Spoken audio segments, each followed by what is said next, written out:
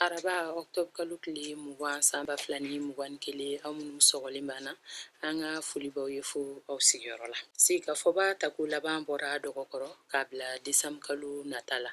Nin y'aw ka kunnafoni kɛnɛ sigilen.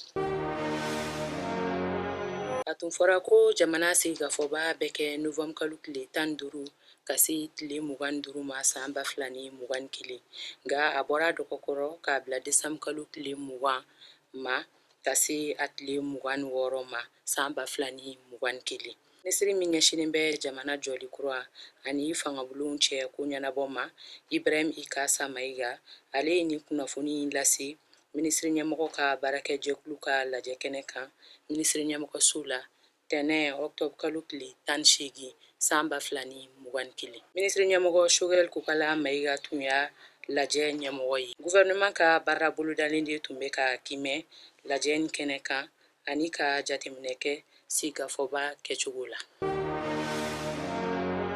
Sigikafɔba kolabɛn jɛkulu mɔgɔw sugandira. Furancɛla fanga jamanakuntigi Colonel Assimi Goïta ye sigikafɔba kolabɛn jɛkulu mɔgɔw sugandi dɔgɔkun laban tɛmɛnen kɔnɔ. Sariya min taara Octobre kalo tile 16 san 2021 o bɛ kolabɛn jɛkulu in sigicogo a n'a baarakɛcogo dantigɛ jamana jɔli kura hukumu kɔnɔ. Jamana sigikafɔba kolabɛn jɛkulu ɲɛmɔgɔba kɛra Mamadu Asimu Kumare ye. O ye minisiri kɔrɔ ye. Mɔgɔ 30 bɛ jɛkulu in kɔnɔ. O caman ye minisiri kɔrɔw ye, université karamɔgɔw, sariya dɔnba ŋanaw ani mɔgɔ suguya wɛrɛw. Nin bɛ dan sigi an ka bi kunnafoniw na. Aw k'an bɛn waati wɛrɛ nin kɛnɛ kan.